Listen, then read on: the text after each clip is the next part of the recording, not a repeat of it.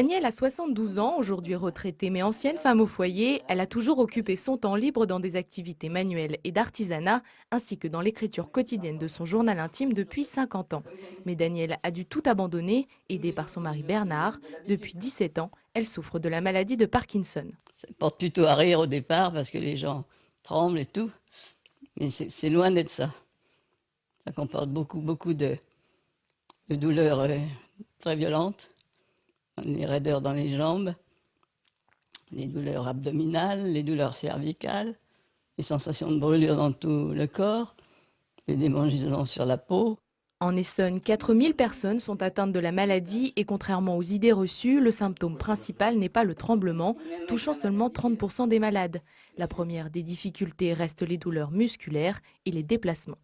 C'est un petit peu comme si le cerveau commandait au corps et que le corps ne réagissait pas ou n'obéissait pas.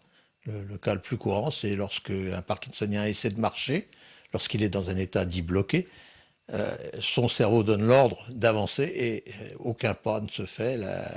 La personne reste immobile ou elle piétine ou elle s'arrête tout bonnement.